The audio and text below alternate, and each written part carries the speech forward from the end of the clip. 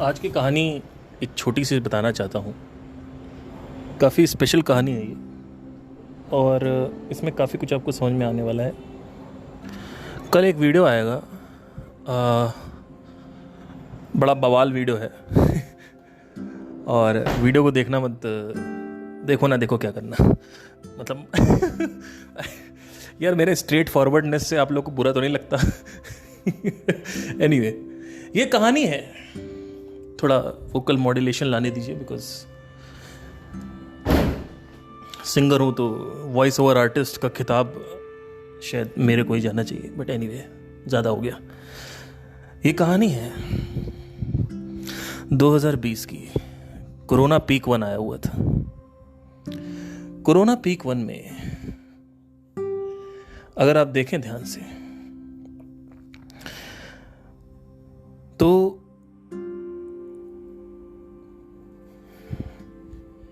including my family and other associates of my family and your family also maybe everybody kept on saying, हर कोई ये कहने में व्यस्त था कि कोरोना पुरोना कुछ नहीं होता है। ध्यान दीजिएगा, 2020 की बात। ठीक है, कोई इशू नहीं। न्यूज़ में चल रहा है कि यहाँ इतने लोग मर गए, केरला में पहला केस आया था, तो लोगों ने कहा ये सब ऐसे ही है, सरकार की चाल है ये तो फिर बढ़ गया केस, 50,000 1,00,000 केस हो गए। तो लोगों ने ये कहना चालू कर दिया कि कुछ लोगों ने, मतलब सब जो इंटेलिजेंट लोग थे वो तो पहले से ही सतर्क हो गए थे, उनको पहले से पता था कुछ होने वाला है भयंकर। जो इमोशनल लोग थे उनकी बात बता रहा हूँ। जो मैं बातें करता हूँ ना कि लातों के भूत बातों से नहीं मानते, वो इसी पे कंटेक्स्ट पे अप्लाई होता है।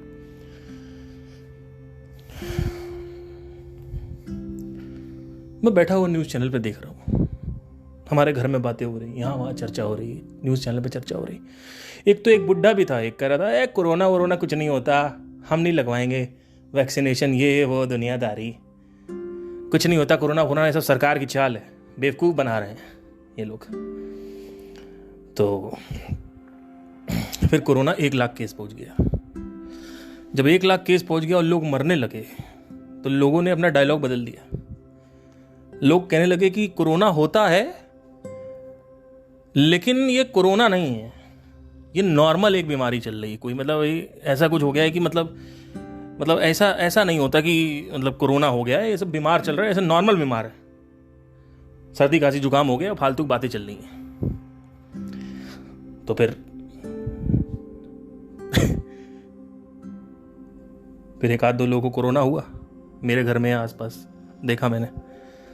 तो जिनको कोरोना हुआ तो उनके खुद के घर वाले कह रहे थे कोरोना वोरोना कुछ नहीं है बेटा, ये सर्दी जुकाम है, ये कुछ नहीं है कोरोना वोरोना, ये सर्दी जुकाम में सही हो जाएगा।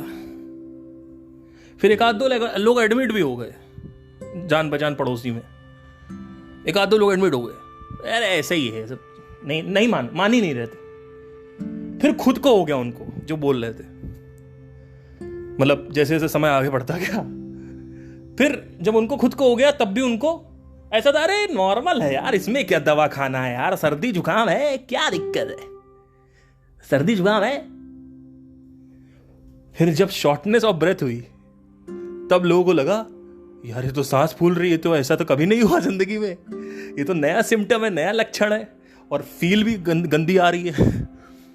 तब फिर लोगों को यकीन हुआ कि कोरोना होता है। मतलब आप समझ रहे हो क्या हो रहा है। आगम प्रमाण से चालू हुआ, न्यूज चैनल पे चालू हुआ, आसपास लोगों में चालू हुआ। तो लोगों ने क्या अनुमान लगाया कि नॉर्मल सर्दी जुकाम है।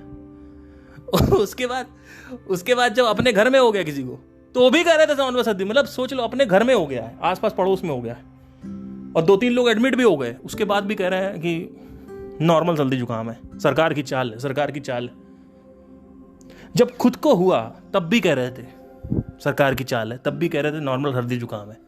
फिर जब शॉर्टनेस ऑफ ब्रेथ हुई, मतलब द की फैक्टर वॉज सांस फूलना, टेस्ट का जाना, स्मेल का जाना, तब लोगों को लगा अरे बाप रे बाप हे भगवान, ये तो कोई महामारी आ गई है। अरे हाँ घोचू, महामारी तो आ ही गई थी, 1 साल पहले ही आ गई थी, तुमको अब पता चल रहा है। फिर कह रहे वैक्सीनेशन लगवाओ। अरे कोविड वैक्सीन लगवा लो भैया, 900 रुपए की होती है, लगवाओ लगवाओ लगवाओ, पैसा लेके लगवाओ, उधार लेके लगवाओ। इस दुनिया में लोगों को जब तक प्रत्यक्ष प्रमाण नहीं होता, जब तक प्रत्यक्ष नहीं होता है, तब तक लोग या तो अनुमान लगाते रहते या अगाम लगाते रहते। आप सोचो कितना मुश्किल है लोगों को बताना, कितना मुश्किल है लोगों को ये एहसास दिलाना कि मैं सच बोल रहा हूं। सोचो कितना मुश्किल है। कितने प्रमाण आप ले आओ, आप केस स्टडीज ले आओ, ये ले आओ, वो ले आओ, समझ सकते हो आप। तो ये जो कहानी है, ये जो कोरोना की कहानी मैंने बताई, ये आपके साथ भी हुई होगी, आपके घर वालों के पास भी, क्योंकि भैया आज तक उनके जीवन में आज तक ऐसा कुछ नहीं आया था। लोगों को लग रहा था कुछ जिंदगी जैसे चल रही चलती रहती है। जब मौत ने दस्तक दी तब लोगों को समझ में आया। तो ये प्रत्यक्ष प्रमाण वाला जो मामला है ना, इसको समझने की कोशिश करो। अभी भी अब मेरे पास लोगों के कमेंट आ रहे हैं, अरे सर आपने तो यार पतंजलि योग सूत्र में बता दिया, सर आपका देख लिया सर, अरे सर आप बिल्कुल सही बोलते हो ये। मैंने कहा बेटा पतंजलि ने जब दिखाया तब आपको समझ में आया, मेरी कोई वैल्यू ही नहीं थी। मेरे ऊपर तो शक था, मेरे ऊपर संदेह था, स्केप्टिसिज्म था। तो ऐसे ही जब लोग आके नीचे कमेंट करते हैं कि भैया वेद पढ़ने की क्या जरूरत है, अनुभव करने की क्या अनुभव करने की क्या जरूरत है, बोध करने की क्या जरूरत है, तो भैया अब आपको समझ में आ जाना चाहिए कि आपके माइंड को हमेशा संदेह रहता है, हमेशा स्केप्टिसिज्म बना रहता है। अगर आप कोई भी चीज पढ़ोगे वेदों में, वो वेद में जो पढ़ा हुआ है क्या वो आपके माइंड में आपको दिख रहा है, क्या आपके शरीर में दिख रहा है कि नहीं दिख रहा है, समझने की कोशिश करो। तो ये चक्कर होता है सारा का सारा। जो इमोशनल लोग होते हैं ना, उनको सिर्फ प्रत्यक्ष प्रमाण से समझ में आता है। साक्षात्कार एक चुड़ैल देख लेंगे रात में खड़ी हुई सामने, जब तक चुड़ैल देखेंगे नहीं वो, तब तक उनको ये नहीं समझ में आएगा कि चुड़ैल होती है कि नहीं होती। वो यही कहेंगे चुड़ैल नहीं होती है, जबकि ये भी गलत है, ये भी गलत है। कभी भी ये नहीं कहना चुड़ैल नहीं होती है, और ना ये कहना एक चुड़ैल होती है। ध्यान रखना। अब मैंने अपनी ज़िंदगी में कभी चुड़ैल नहीं देखी, लेकिन कुछ मेरे साथ इंसिडेंट्स हुए हैं जो पैरानॉर्मल एक्टिविटी वाले में मैंने बताया था। तो क्या अब वो प्रत्यक्ष प्रमाण था मेरे लिए, तो क्या आप वो मेरे से छीन लोगे? नहीं छीनोगे। तो लोग कह रहे हैं कि भैया आप जंगल में जाके बैठे रहो, आपको दिख जाएगी। क्यों जाएं भैया? संदीप महेश्वरी को भेजो ना, हम क्यों जाएं? हमें नहीं जाना भैया। लोग कह रहे हैं आप जाके बैठिए, तो क्यों जाएं? क्या पता क्या पोजेस कर रहा हो, कोई कितनी पावर हो, क्या पंगे ले रहे हो, क्यों रिस्क लेना है ना? तो चक्कर ये है ना सारा का सारा कि हमें लगता है ये नहीं होता, फिर हमें लगने लगता है जब वो सामने दिख जाता है तो होता है। अब एक चीज और सटल चीज जो है, पतंजलि ने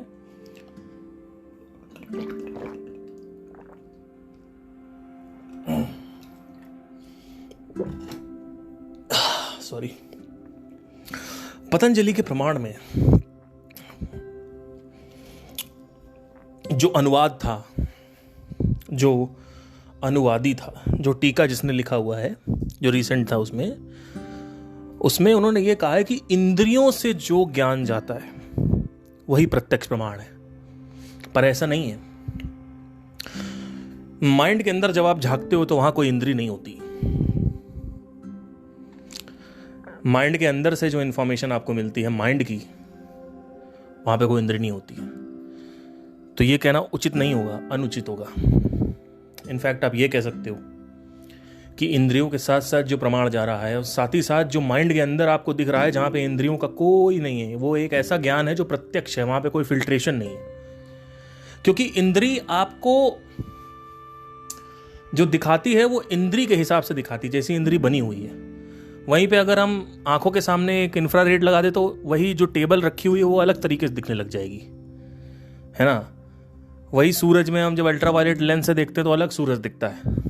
तो क्या इसका मतलब अल्ट्रावायलेट वाला झूठ है और हम जो देख रहे हैं वो सत्य है, ऐसा नहीं है, सारे सत्य हैं। पर जो अंदर दिख रहा है वहां पे इंद्रियों का कोई जोर नहीं है। मतलब वहां पे जो दिख रहा है वो एग्जैक्टली वैसे ही दिख रहा है जो है। जैसे फॉर एग्जाम्पल, एक दिन की बात है,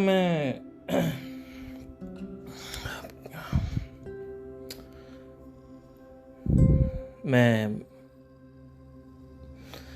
जब मेरा ब्रेकअप हुआ तो मैंने दारू ज़्यादा पीने लगा। मैं मतलब हफ्ते में 3-4 बार हो जाता था। तो शुरू में तो प्लेजर था और वो था, लेकिन तीसरे हफ्ते से दारू पीने के बाद एक गुस्सा सा आने लगा, गुस्सा सा। और जब ऐसे पीता गया तो एक दिन क्या हुआ कि मैं दारू पीते ही इतना गुस्से में हो गया कि मैं अपने घर में चिल्ला रहा हूँ सबको, और सबको चिल्लाने लगा। मतलब दोस्तों को चिल्ला रहा हूँ, घर में चिल्ला रहा हूँ, इनफैक्ट अपने आप को भी हार्म करने की कोशिश कर रहा हूँ नशे में। फिर जब मैं सोबर हुआ, थोड़े दिन बाद बाहर निकला, तो मैंने देखा कि ऐसे ही आदमी अपने घर में बीवी बच्चों को मारता है दारू पीने के बाद, दारू पीने के पहले नहीं। मैंने कई घर ऐसे देखे जहां पे ऐसा होता है।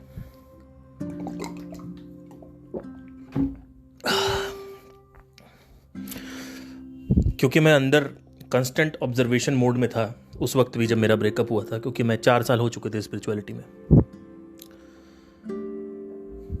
मैंने एक चीज नोट करी कि जहां पे पीक ऑफ प्लेजर है ना, वहीं पे पीक ऑफ एंगर भी है। और मैंने इसका कई बार एग्जांपल भी दिया है कि जैसे आप हस्त मैथुन ज्यादा कर लेते हो तो आपको बहुत गुस्सा आने लगता है, इरिटेशन लगने लगती है। अगर आप सेक्स कर रहे हो और लड़की का नाड़ा नहीं टूट रहा है तो आदमी नाड़ा तोड़ देता है गुस्से में।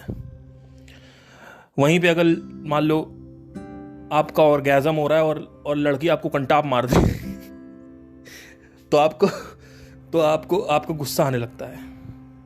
या लेट से लड़की का ऑर्गेज़म नहीं होता है तो आप लड़की को गुस्सा आने लगता है।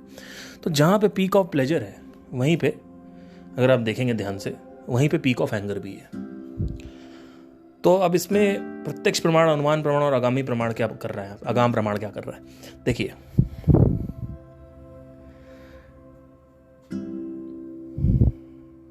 भगवत गीता में ये लिखा हुआ था कि इंद्रियां क्रोध पैदा करती हैं।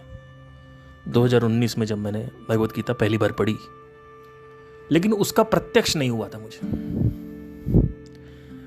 लेकिन जब ब्रेकअप हुआ, दारू पिया, तब समझ में आया कि इंद्रियां कैसे क्रोध पैदा करती हैं। और अब क्या मुझे आपको ये संदेह दिलाने की जरूरत पड़ेगी क्या, है ना? तो मेरा जो संदेह था वो खत्म हो गया, मेरा जो स्केप्टिसिज्म था वो खत्म हो गया। पर कुछ ऐसी चीजें होती हैं इस दुनिया में जहां पे आप प्रत्यक्ष नहीं कर सकते उस चीज का। मतलब आप अंदर बैठ के आत्मा देखने की कोशिश कर रहे हो तो आत्मा भी नहीं दिखेगी आपको, क्योंकि आत्मा तो दिखती ही नहीं है। जैसे सूक्ष्म लेवल की जो चीजें होती हैं उनका प्रत्यक्ष कैसे होगा?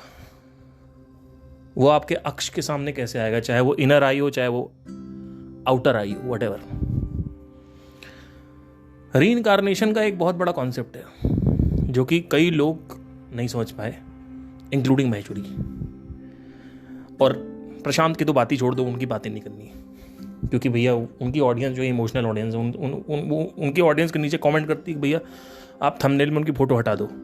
तो क्या बताएं, अब हनुमान जी की लोग फोटो लगाते हैं, भगवान शंकर की फोटो लगाते हैं थंबनेल में, तब मतलब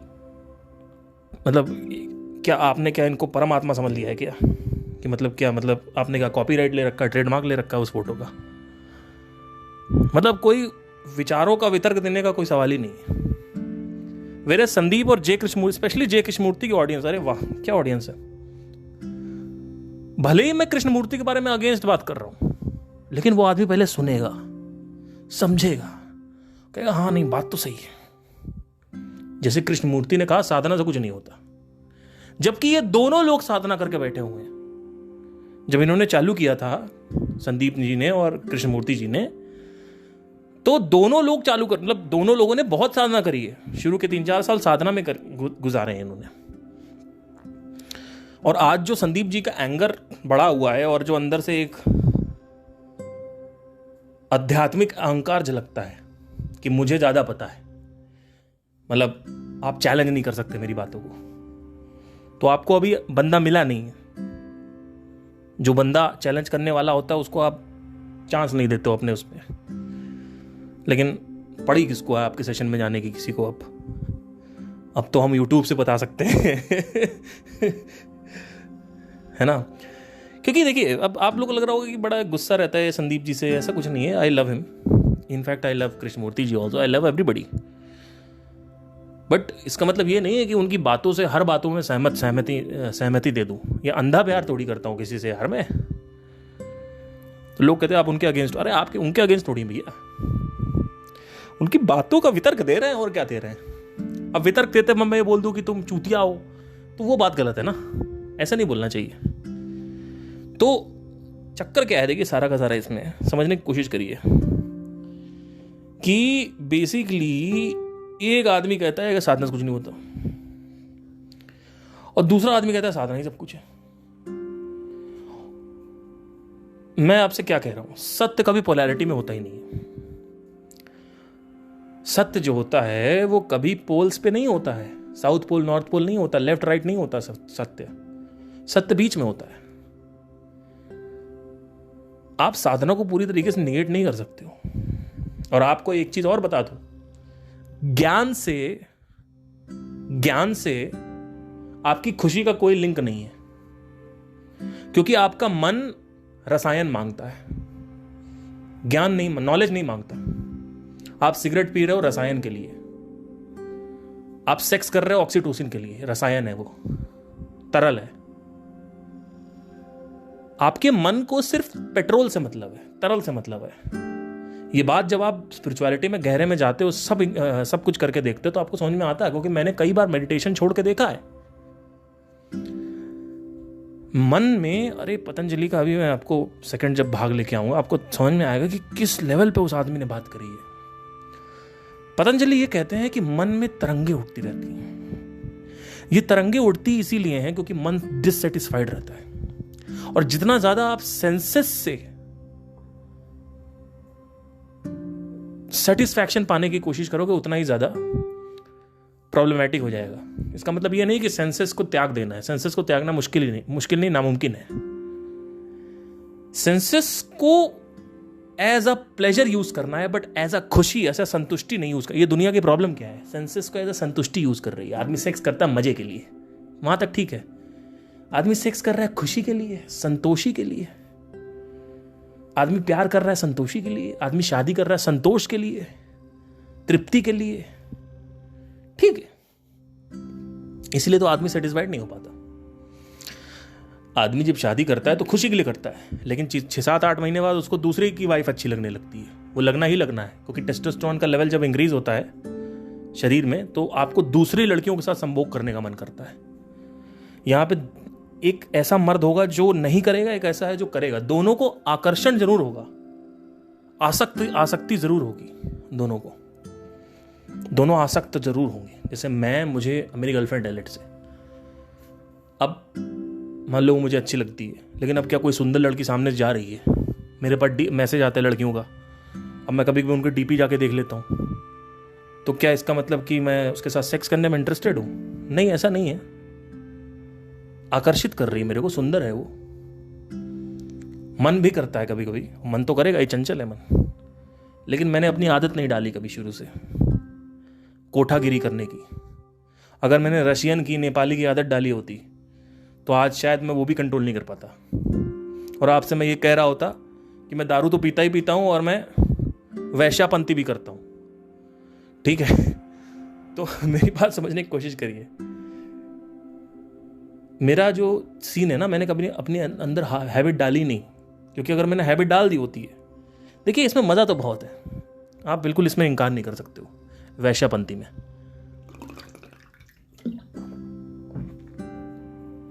इतना मजा है जिसकी कोई मतलब उसको टाइम लगता है, उस मजे को लूप बनने के लिए, रिपीटेटिव बनने के लिए टाइम लगता है। जब वो रिपीटेटिव हो जाता है, आप लड़की चेंज कर देते हो। आप रशियन की जगह नेपाली पकड़ लोगे, नेपाली की जगह आप इंडियन पकड़ लोगे, ठीक है। तो पूरा का पूरा जब आप ये इस पूरे के पूरे मूवमेंट में बोर होने के लिए आपको 5 से 6 साल लगेंगे। ऐसा नहीं है कि आप लड़की शिफ्ट करते जाओ तो आपको हमेशा मजा आएगा, ऐसा नहीं होता है। ये पूरा का पूरा मूवमेंट जो है, इसमें आप एक पॉइंट पे पहुंचोगे जहां पे आपको कोई भी किसी भी प्रकार के बटक्स, सारे प्रकार के जो ब्रेस्ट होते हैं वो आप चूम चुके हो, उनका आप संभोग कर चुके हो, सारे प्रकार के लिप्स, सारे प्रकार की महकें आप सूंघ चुके हो। फिर एक पॉइंट आता है जहां पे आप पहली बात तो इस पॉइंट तक पहुंचते पहुंचते कई लोग बीमारी हो जाएगी, क्योंकि ऐसा नहीं है कि आप इतनी बार करोगे तो संभावना भी बढ़ती है आपका HIV होने की। हाँ, वो आप कहोगे निरोध लगा देंगे, निरोध से कुछ नहीं होता, जरूरी नहीं है, क्योंकि संभावना बढ़ सकती है। ठीक है, तो ये जो चक्कर है ना सारा का सारा, ये इसका भी रिपीटेटिव लूप है।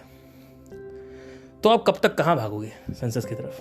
तो सेंसस की तरफ जो पतंजलि क्या कहते हैं कि हमारा जो मन है, अभी हम जब दूसरा भाग करेंगे तो उसमें आपको इसमें बताऊंगा मैं, हमारा जो मन है उसमें तरंगे उठती रहती हैं। ये जो तरंग है, ये जो वाइब्रेशंस हैं, ये वाइब्रेशन समाधि लगते ही, मतलब जैसे से आप समाधि लगाते जाते हो इन वाइब्रेशन को बिल्कुल न्यूट्रल कर सकते हो आप। जब ये वाइब्रेशन न्यूट्रल हो जाती है तो उसके बाद एक नई स्टेज खुलती है, वो स्टेज होती है बीज समाधि की तरफ। फिर जब बीज समाधि आपको प्राप्त हो जाती है तो आती है निर्बीज समाधि। ये प्रत्यक्ष इसका मैंने कर रखा है पतंजलि में। अभी तक मैंने इस सब चीज़ों को सदगुरु से सुन रखा था, ठीक है, और भी 2-3 जगह से पढ़ रखा था, लेकिन जब इसको पतंजलि ने बताया तो मैं उस पर उसको डिनाई नहीं कर सकता कि मतलब I have to, because I have also touch the stage. वो तरंगे वाला जो रोकने वाला है वहां तक मैंने कर लिया है, लेकिन उसके आगे मैंने बीज समाधि की तरफ जो यात्रा होती है, अंदर की यात्रा क्या है बेसिकली, इसमें देखिए होता क्या है, जब आप वन पॉइंटेड फोकस लगाते हो किसी चीज पे तो सबसे पहले आपका मन जो है वो टोटली शांत हो जाता है।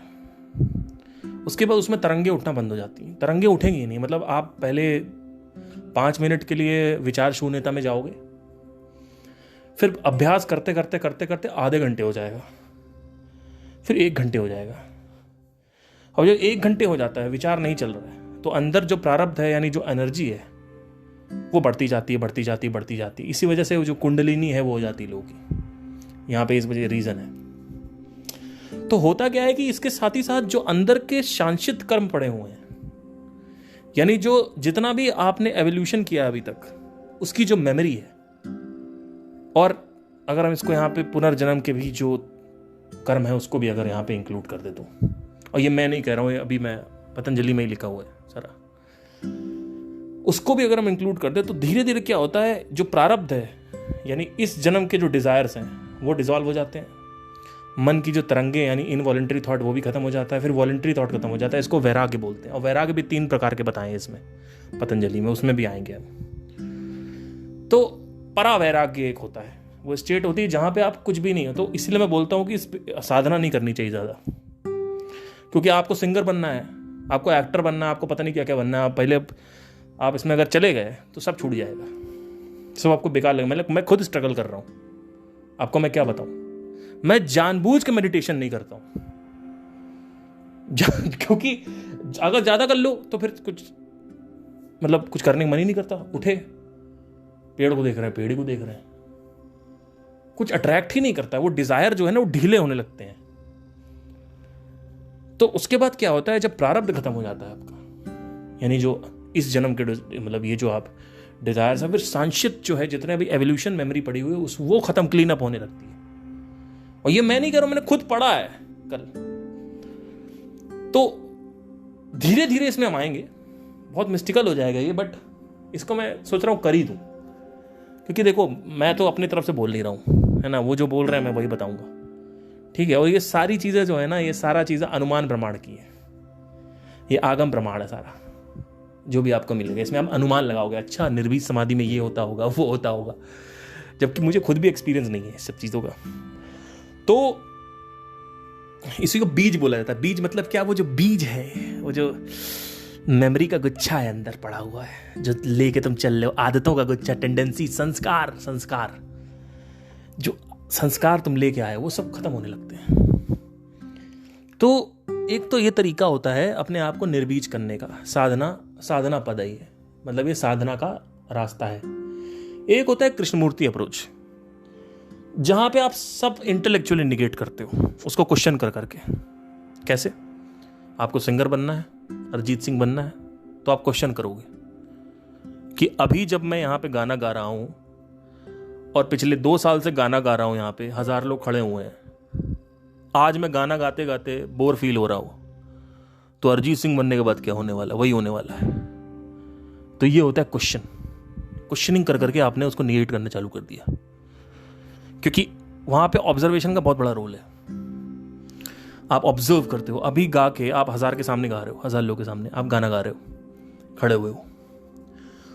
उसके बाद क्या होता है, जब आप गाना गाते रहते हो, खड़े रहते हो, तो आपको समझ में आ जाए, क्योंकि आप ऑब्जर्व कर रहे हो अपने माइंड स्टेट को, तो आपको ऑटोमेटिकली समझ में आता है कि यहाँ के 1000 के 10,000 भी हो जाए तो कुछ नहीं होने वाला नहीं है, कुछ होने वाला नहीं है। रसल ब्रंसन कहते हैं कि जब आप एक एड को रन करते हो और जब एड से लोग वेबसाइट में आते हैं, तो जब एक बार 100 वेबसाइट विजिटर टेस्ट होता है, अगर 100 विजिटर आपके वेबसाइट पे आ रहे हैं और आपकी वेबसाइट पे जो प्रतिक्रिया कर रहे हैं, तो वही फिर 200 करेंगे, वही प्रतिक्रिया जो होगी 200 की होगी, वही 300 आएंगे तो भी वही प्रतिक्रिया होगी, और 400 आएंगे तो वही प्रतिक्रिया होगी। बेसिकली 100 क्लिक्स का टेस्ट होता है। तो यहां कहने का यह मतलब है कि आपने 200 लोगों के सामने गाया तो अच्छा लग रहा है, फिर आप 1000 के सामने गा और अच्छा लगेगा, लेकिन एक पॉइंट आएगा जब कितने भी लोग हो जाएं, 10,000 हो जाए, 20,000 हो जाए, 50,000 हो जाए, लाख हो जाए, आपको वही सेम फीलिंग हो रही होगी।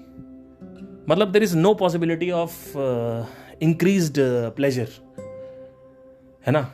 तो क्योंकि भिन्नता चाहिए, समझने की कोशिश करो। इस भौतिक जगत में एक धर्म काम करता है, वो धर्म है भिन्नता का धर्म, फंक्शनैलिटी। धर्म मतलब होता है फंक्शनैलिटी। तो आपके माइंड को भिन्नता चाहिए। अब आदमी क्या करता है, रशियन से नेपाली, नेपाली से इंडियन, इंडियन से अपनी वाइफ, है ना, सब जगह उसको मुंह मारना है।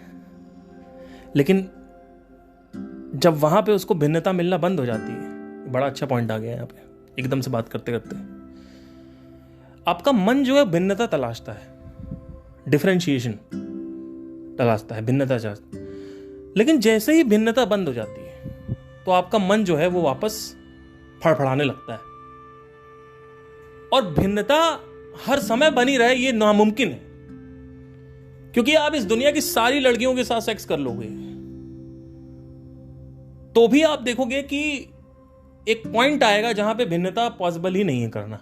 क्योंकि देखिए, मेरी बात ध्यान से सुनिए, मैं यहां पे सेक्सुअल एग्जांपल ले रहा हूं।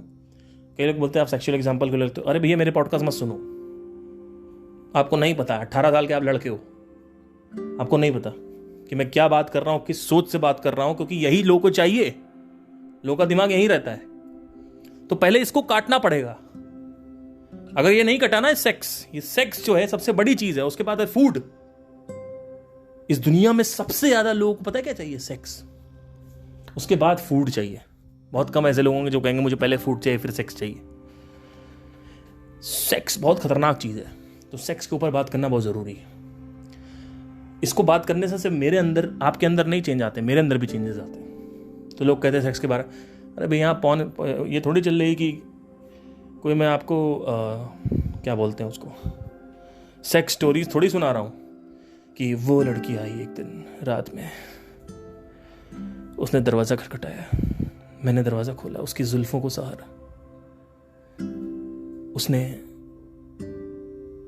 अपने होंठ मेरे गालों के पास कर दिए और उसके सांसों से गरम गरम जो महक आ रही थी वो मेरे गालों में यहां पे लगी, तो मेरे हाथों के जो रोंगटे थे वो खड़े हो गए। ये बात थोड़ी हो रही है यहां पे, कर वो भी सकता हूं मैं, मजा आ जाएगा आपको, लेकिन क्योंकि मैं I am a very nice story teller, ठीक ठाक हूं, मतलब ठीक ठाक। एनीवे, कुछ ज्यादा ही हो रहा है, लेट्स रैप इट अप। सो ये सारी चीजें होती हैं, समझने की आवश्यकता करिए, जरूरी कोशिश करिए कि बेसिकली हमारा मन जो है भिन्नता चाहता है। You don't want to live in Delhi. You want to live in mountains. You have the Galat Fehmi. You don't want to live in mountains. You want to live at the beach. You have the Galat Fehmi. You don't want to live at the beach. You want to live in plains. You have Galat Fehmi. You don't want to live in India. You want to live in New Zealand. You have Galat Fehmi. है ना? Some people now want to live in मंगल ग्रह. अरे भैया अगर मेरे को offer दिया जाए 50,000 करोड़ का तो भी नहीं जाऊंगा मैं. जाना ही नहीं, रहना ही नहीं भैया. जहां पे पेड़ पौधे नहीं, मुझे नहीं रहना वहां. चक्कर पालने ही नहीं है. But people have dreams. लोगों को भिन्नता चाहिए ना भैया. प्लेनेट समझ में गया, दूसरा प्लेनेट पे चलो यार. भिन्नता चाहिए लोग. उनको ये नहीं पता कि भिन्नता जो तलाश रहे हो, ये जो अलग अलग, वो लड़की जो सबसे अलग है, वो लड़की जो सबसे, क्यों भैया अलग क्यों चाहिए? अलग क्यों चाहिए भैया? क्यों अलग चाहिए आपको? वो लड़की जो सबसे साधारण है, ये क्यों नहीं चाहिए? मेरा लड़का अलग है, मेरा बच्चा अलग है, मुझे इसको कुछ अलग बनाना है. ये तो अलग ही निकलेगा, भीड़ में अलग ही दिखेगा. क्यों दिखेगा भीड़ में अलग?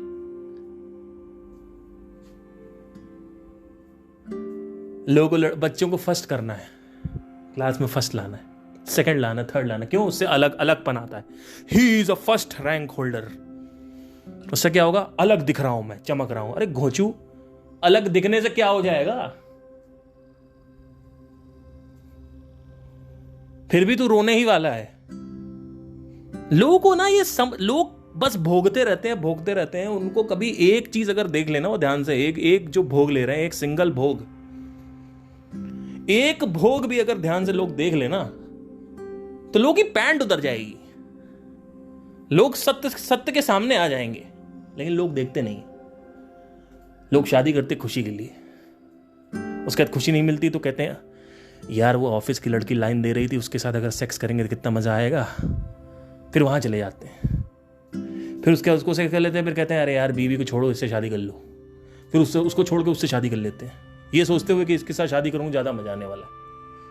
कुछ नहीं होने वाला. कुछ नहीं होने वाला तुम्हारा. तुम सिर्फ बेवकूफ हो. तुमने कभी एक ही भोग को ध्यान से नहीं देखा. एक भोग, सिंगल भोग तुम अगर ध्यान से देख लो तो तुमको समझ में आएगा कि तुम्हारा मन तुमको भिन्नता की तरफ लेके जाता है. अब भिन्नता की तरफ क्यों जाता है इसको भी समझना जरूरी है. मन में जो तरंगे उठती हैं, ये तरंगे उड़ती इसी वजह से है क्योंकि मन को ना रसायन चाहिए. इसका लॉजिक ये है. और कुछ लोग जो हैं यूट्यूब गुरुज, वो ज्ञान देते हैं. ज्ञान से इसका कोई तात्पर्य नहीं है. मन कहता है हमें ज्ञान नहीं चाहिए. मन कहता है कि ज्ञान बुद्धि का डिपार्टमेंट है, वो आप अपना रखो. अगर आप चाहते हो कि हम आपके ऊपर गुलामी ना करें तो हमें पहले हमारी मांगे पूरी करो. तो इसी वजह से साधना करते रहना चाहिए आजीवन, जिससे आपका मन आपको इधर उधर न लेके जाए. राग द्वेष ना हो ज्यादा. जितना ज्यादा आप मेडिटेशन नहीं करोगे उतना ज्यादा राग द्वेष बढ़ेगा. राग द्वेष मतलब क्या होता है कि मैं सिंगर हूं और मैं सिर्फ सिंगर हूं, मुझे मार्केटिंग नहीं सीखनी. मुझे पता है कि मुझे मार्केटिंग सीख के मैं पैसा कमा सकता हूं, लेकिन मैं मार्केटिंग नहीं सीखूंगा. अल्टीमेटली जब वक्त आ जाएगा तो मुझे जॉब करनी पड़ेगी. यही हो रहा है. 21 साल की उम्र लौंडे सपने देखते हैं और भैया अब तो इंजीनियर बन जाऊंगा, एंटरप्रेन्योर बनूंगा. फिर प्रोक्रेस्टिनेट करते रहते हैं. फिर 25 साल आ जाता है. फिर घर में बाप बोलने लगता है भैया कब तक खाओगे हमारी रोटियां. फिर सोसाइटी का प्रेशर उसको काम करवाता है. लेकिन अब काम क्या करे, काम कैसे करे? आज तक कोई किताब पढ़ी नहीं. किताब क्यों नहीं पढ़ी? ध्यान ही नहीं टिकता. ध्यान क्यों नहीं टिकता? क्योंकि मन अशांत है. मन अशांत क्यों है? क्योंकि तुमको गलत फहमी है कि भिन्नता में सुख है. तो तुम क्या कर रहे हो? एक के बाद एक गर्लफ्रेंड चेंज कर रहे हो, लौंडोस बातें करते हो रात रात भर बैठ के, पबजी खेल रहे हो क्योंकि तुमको भिन्नता चाहिए. पबजी में भिन्नता होती है, रोज नया अटैक, एक नया वो. इसीलिए आदमी को कॉलेज बहुत पसंद आता है. आदमी कहता है यार कॉलेज में रोज कुछ नया हो रहा है, इसलिए आदमी कॉलेज भूल नहीं पाता जॉब करने के बाद. इसलिए नॉस्टैल्जिक होता है.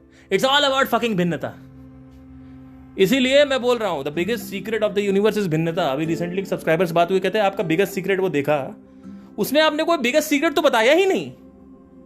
मैंने कहा क्या नहीं बताया? कह रहे भिन्नता तो पता है, भिन्नता क्या? मैंने कहा अरे भैया क्या बात कर रहे हो यार, पता क्या है भिन्नता? भैया अध्यात्म के लेवल पे अगर आप देखोगे ना तो कोई भिन्नता नहीं होती है। यूनिवर्स के लेवल पे भिन्नता होती है, और भिन्नता एक जगह नहीं होती है कि पेड़ अलग है जानवर अलग है। भैया भिन्नता हर जगह। आपके मन को भिन्नता चाहिए, वो भाग रहा है क्योंकि उसको गलत फहमी है। वो गलत फहमी क्या है कि ये लड़की मुझे मिल जाएगी, इससे शादी हो जाएगी तो खुशी मिल जाएगी। हाँ, अगर आप इसलिए शादी कर रहे हो कि आपको पता है पूरी रियलिटी, आपको फ्रेगमेंटल रियलिटी नहीं पता। लोगों को आधी अधूरी रियलिटी पता है, पूरी रियलिटी देखना नहीं चाहते कभी। तो आई होप आपको क्लियर हुआ हो। Thank you, take care, have a nice day.